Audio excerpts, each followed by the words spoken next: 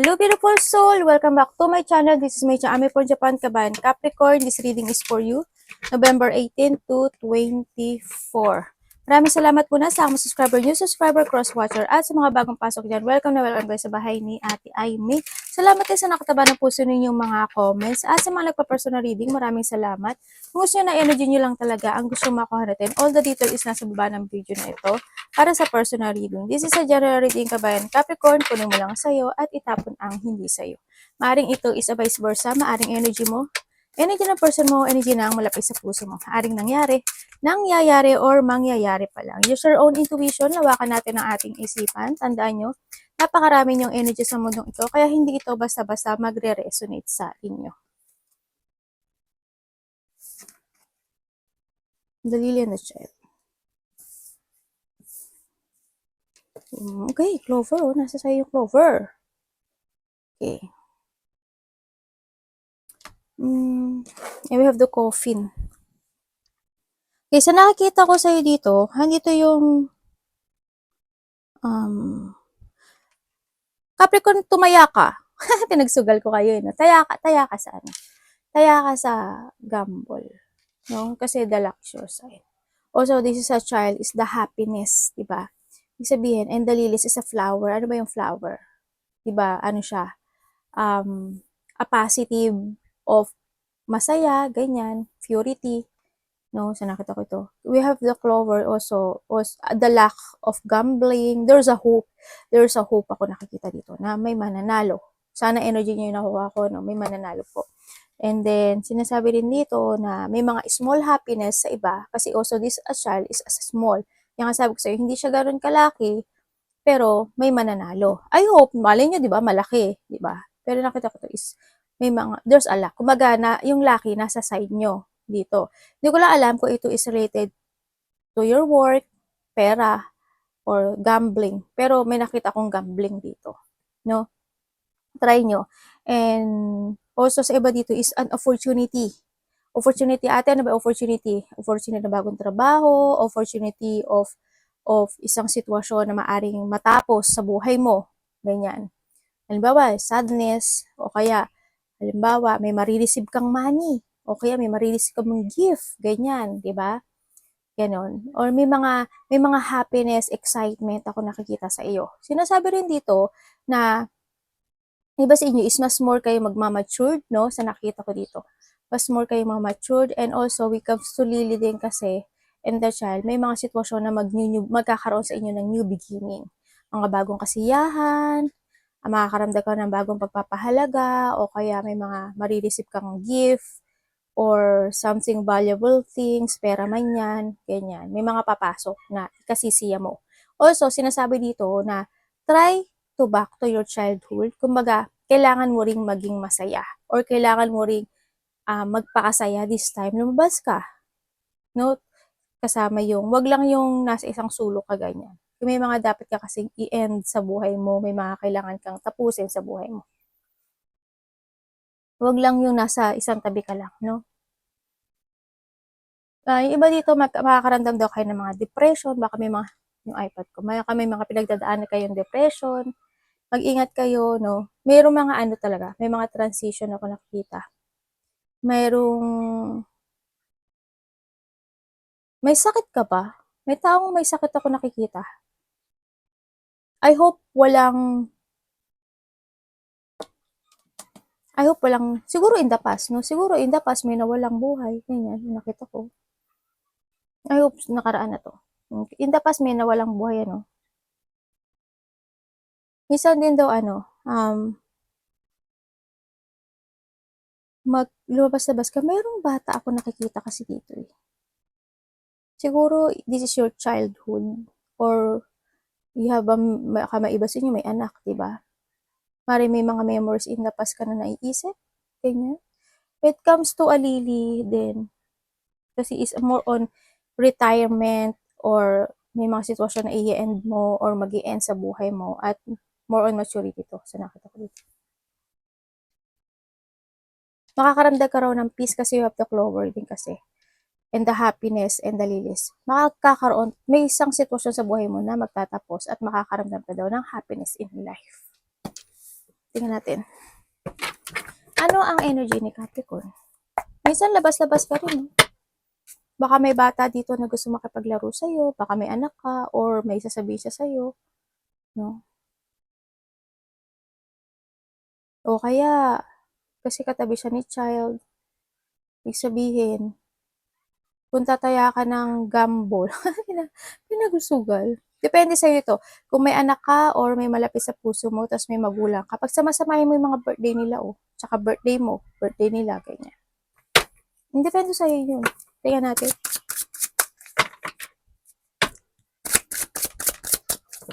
Itong mga, pag may pag may napapanagili pa kayong number, ha, palagi kayo maglagay ng memo sa, notebook or sulatan sa tabi ng, ng bed nyo para maalala niyo yung mga number. Ako, itong mga nakaraan, bagay palagi naman nakakakita ng number. Tamad lang akong tumaya talaga. Tamad pa katulad kagabi. May nakita ako number na 6. Ang tamad ko lang tumaya. Sabi ko lalabas ako kanina, pero natamad ako. Ay nako, wala na. Tamadis talaga ako. Pagka marami kasi akong ginagawa sa bahay, hindi na ako natamad na ako. Sabihin, hindi sinasabi ng intuition ko na o tamad lang talaga. Tingnan natin ang energy ni Capricorn. Pag samasamahin mo yan, yung magulang na birthday mo, anak mo.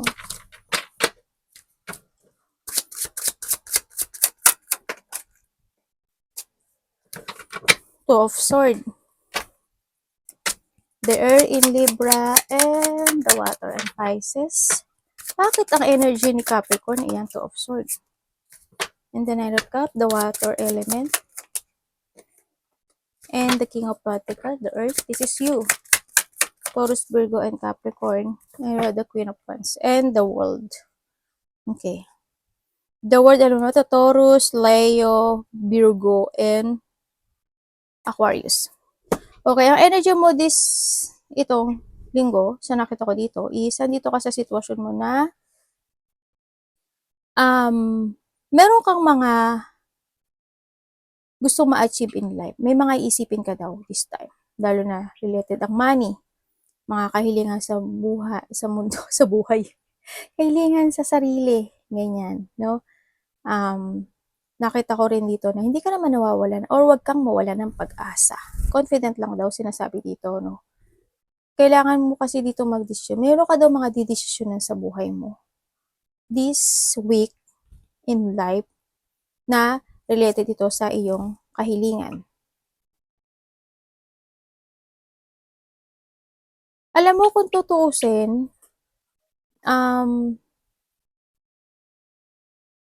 ang nakikita ko dito kay card, you are attracting money. You are attracting wealth and prosperity. Ako nakita dito. Na-attract mo. Kasi you have the Nine of Wands, the King, and the Queen. Na-attract mo. Meron kang attraction. May namamagnet mo. Tapos the world, namamagnet mo daw yung lucky. Try ka lang. And then, may mga decision making ako na nakikita sa'yo. May pag-uusapan na related ang money.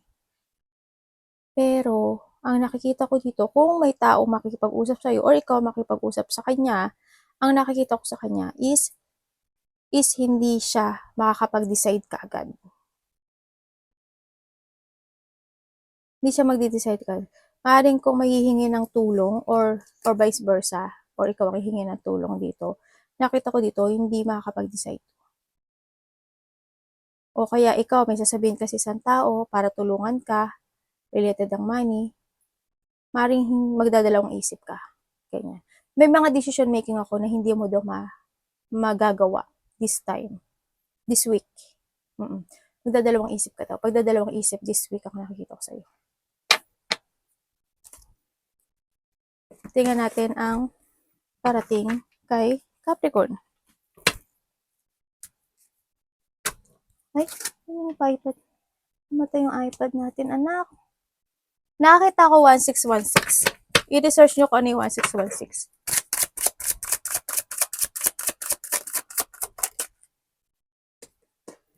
Angel number yun. The Star. and the 10. We have the air in Aquarius.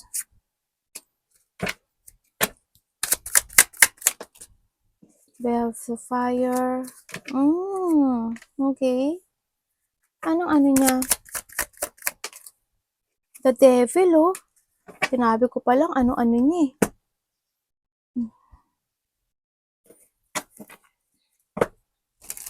Parating sa'yo, may tao ako nakikita dito na malapit sa puso mo. Iba dito anak mo, iba dito karelasyon mo, magulang mo, na hindi siya marunong mag-sorry.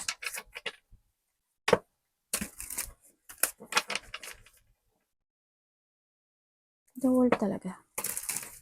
Yan na. The Magician. Okay. Parating sa'yo, magkakaroon ka ng awakening. O magkakaroon ng pagbabago sa'yo. Or sa sitwasyon mo. This week, sa nakita ko dito, siguro dito yung sitwasyon na ikaw na mismo ang magbabago. Ay, uncensored pala na. Tingnan natin. Ano? 3 of Swords, oh. Para saan po? Yung pagbabago na to.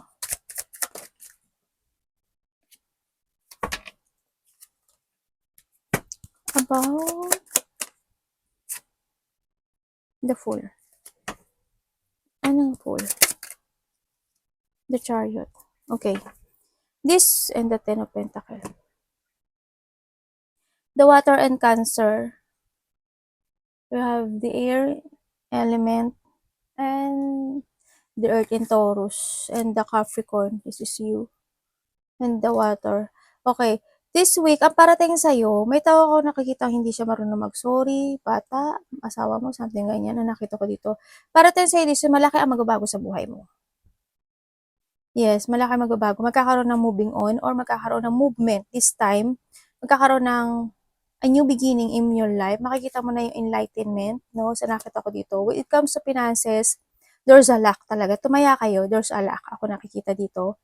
Kung titingnan mo to, we have the 10 and 10. Diba? May mga biglaang mangyayari this time, no? Magkakaroon ng malaking pagbabago, transformation, ang nakikita ko dito. When it comes, trust to your intuition, mag-trust ka sa iyong intuition this time. There's a new horizon. There's a luck in your side.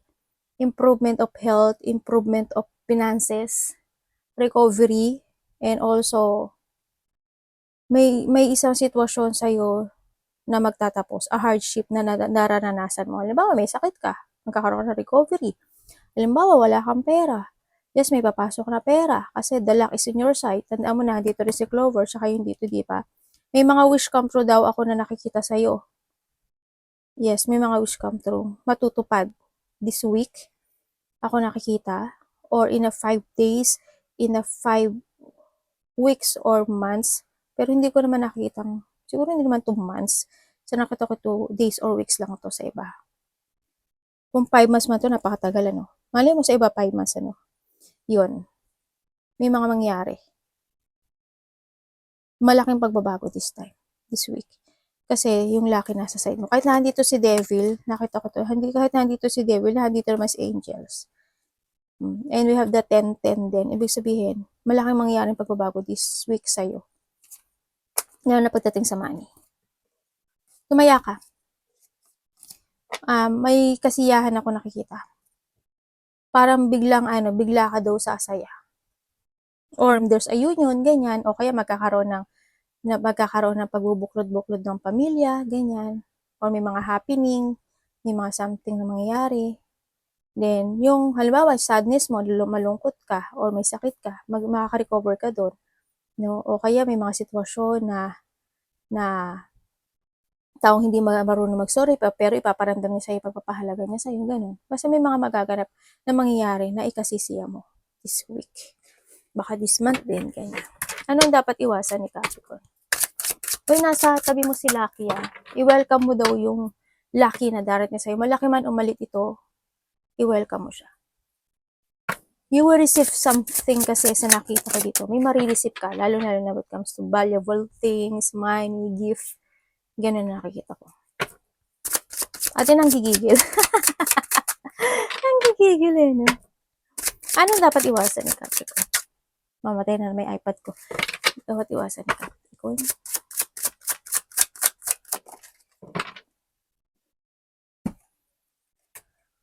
Tingnan mo, oh. Ito, di ba? 9 of Cups. Ibig sabihin, talagang, you need to trust to your intuition kasi your wish will come true. Tingnan natin, bakit po dit? Bakit po dit? Iba malungkot ah. May iniisip kayo?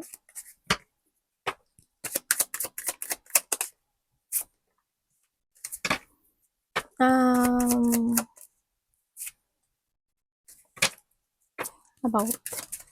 Uy. Anong, tapos na to?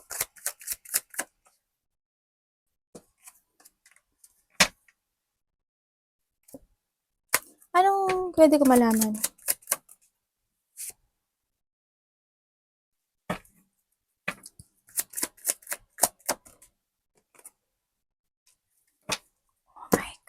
Oh my God. Okay, iwasan mo daw yung situation na magiging magulo yung isip mo, umiwas ka sa mga gulo, away, competition, or iwasan mo din na hindi ka mag-ipon ng pera this time. You need to take care of yourself. Kailangan ngayon ng self-care yun. Kailangan ngayon na magkaroon ng pagsasaayos, lalo na kung nagkakaroon ng kaguluhan or hindi pagkakasundo-sundo. Kapatid man yan, pamilya man yan, kasama sa trabaho, or ano man sitwasyon na meron ka ngayon na hindi nagiging good, no? Iwasan mo yon. Kailangan lang karoon ng pagsasaayos or try to move on sa nakikita ko dito. Try to collaborate or deal sa sitwasyon na to. May tao kasi dito na nagsisinungaling, lying, dishonest. May tao na wala rin siyang pera actually. Ako nakikita or may problema sa money or sa kanyang trabaho.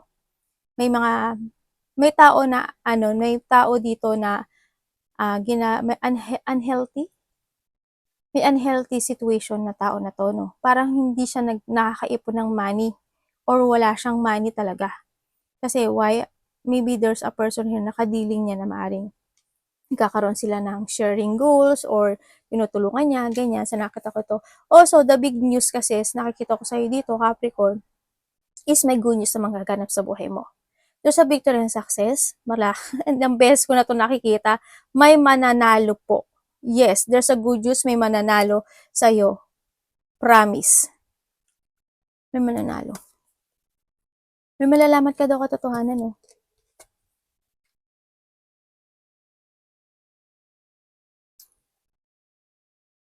And then, sa nakikita ko dito, magkakaroon ng pag-uusap or may taong magulong isip pero kasi may gusto siyang sabihin na pagbabago sa sitwasyon niya ngayon, sa sitwasyon na tinatahak niya ngayon. Ganun nakita ko. Magkakaroon ng pag-uusap. To make a new beginning. Pero magulo isip eh. Gustong may ayusin or pero hindi ko nakikita na magkakaroon ng moving on or magkakaroon ng movement. Hindi ko pa nakikita. Kung magkakaroon ng pag-uusap, hindi ko nakikita. Kasi ang nakita ko rin dito, maaaring yung tao na to, kahit nakausapin mo siya, hindi rin siya magsasabi na totoo. Ganun nakita ko sa kanya. Umiwas ka, no? Iwasan mo daw yung pag-iisip. Tsaka self-care, kailangan mo yun ng self-care. Kailangan mo yun na mag-ipon ng pera.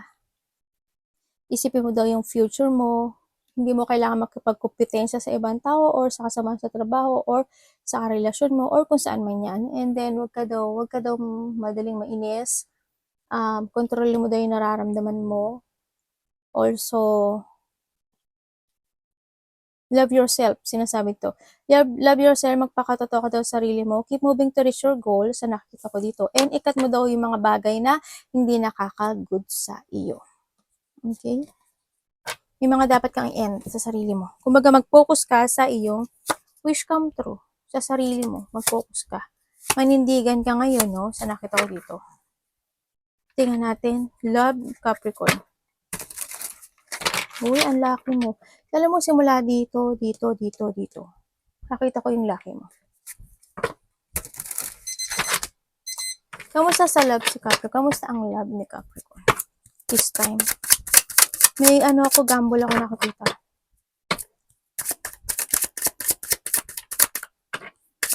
May pagsugal. Capricorn in love.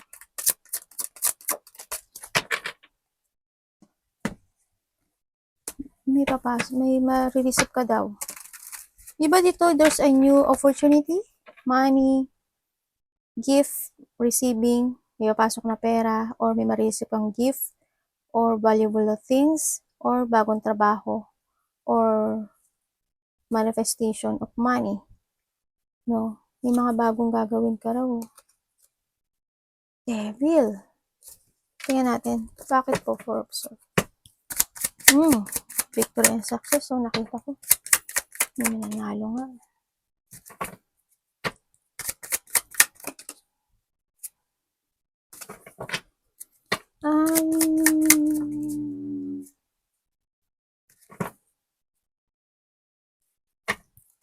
Pwede ko paliwanag nyo sa akin to.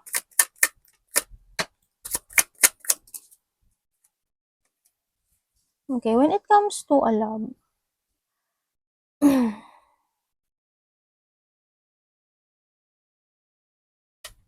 when it comes to love, nandito yung sitwasyon na parang paulit-ulit na lang. Alam mo yun? Paulit-ulit na nangyayari sa inyo. Palagi na lang ikaw may doubt. Palagi na lang na nag-fail.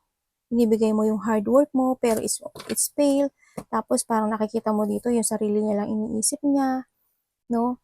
When it comes din dito, or vice versa tayo andito yung sitwasyon na maaring gusto mo siya kausapin, pero hindi ganun nag-focus tong tao na to, ganyan, sa nakita ko dito. Kaya andito yung ikaw yung nai-stress, no? Kaya napaiisip ka tuloy dito sa nakikita ko sa'yo dito. When it comes to a love, more on doubt, ganyan, sa ngayon is you are waiting na magkaroon ng pagbabago dito sa relationship na to, na matapos na yung hardship na to, no, sa nakita. Yung magkaroon na ng healing or magkaroon na ng recovery sa relationship sa nakita ko dito. Kumbaga, handin yung sitwasyon na nalalack of confident ka rin. Kasi, pero handin naman din yung you still waiting na magkakaroon ng recovery dito. Magkakaroon rin ng beginning, ganyan. Magkakaroon rin ng pasinimula, no? Hindi ka pa rin naman nawawala. Naghihintay ka pa rin naman dito sa nakikita ko dito. Na matatapos din yung mga sadness, ganyan. Parang ikaw yung napapagod.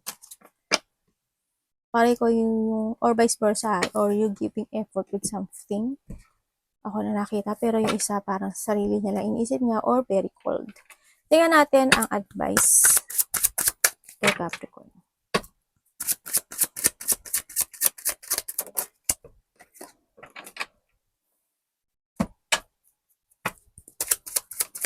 Trust to your intuition, ha?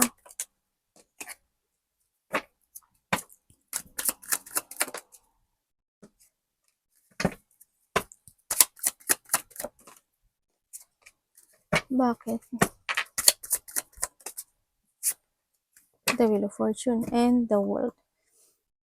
Okay. Ang advice sa'yo, you need to release yourself or kailangan mo ngayon ng freedom. No? Kailangan mo magkaroon ng mental strength. Kailangan magkaroon ka ng clear mind and advanced thinking when it comes to your money, think to the future. It's up to you to make it happen. Kailangan mo harapin daw yung iyong takot. No? Ano man ang mangyari o kalalabasan ng isang sitwasyon sa buhay mo, kailangan mo harapin yung takot mo. No? Andito ka kasi sa situation mo na may mga gusto kang ma-achieve or may mga gusto kang yung mga manifestation ka or desire in your life na gusto mong ma-achieve pero nagdadalawang isip ka or you want to take it action pero napanghihinaan ka ng loob. Kasi andito yung situation na you are more in frustration, andito ka sitwasyon na nata-stuck ka, natatrap ka, or nagkakaroon ka ng negative thought. Also, with the Wheel of Fortune and the World kasi, sinasabi dito na this is the time na rin na kailangan mo mag-decide sa sarili mo. Yung decision na to is up to you na, nasa sayo na. No? Kumbaga nandito kasi yung offering ni universe na always offering you pero parang hindi ata nakukuha, no? Hindi ata nagagawa. Kaya ang pinaano na sa'yo, ikaw na yung binibigyan niya ng time dito na, it's up to you na lang, sabi niya. Ikaw na lang ang gumawa. If you want a new beginning, it's up to you, sabi niya. Ikaw ang mag-decide, no? Pati si universe ata napagod. Hindi naman napapagod yan, no? Kumbaga, din yung, ikaw na lang yung binibigyan niya ng decision making. Nasa sa'yo na lang daw to. Pero kailangan mo daw harapin yung takot mo. No? Start a new beginning in your life. Yan. A new direction, abandon the old version of you, changing decision, magkaroon ka ng self-evaluation, yan, magkaroon ka ng, mag-think ka, o simula ngayon, mag-think ka na daw ngayon ng in advance. Halimbawa, wala akong pera, kulang ako sa pera, this time, kailangan ko na mag-ipon ng pera for the future. Ganyan. May mga dapat ka daw desisyonan or may mga dapat kang aksyonan this time sa nakita ko para daw finish the unfinished, kumbaga, or itama yung mga mali. Trust to your intuition. Sa nakita ko, huwag ka lang daw mag-manifest, umaksyon ka rin daw, di ba? And then,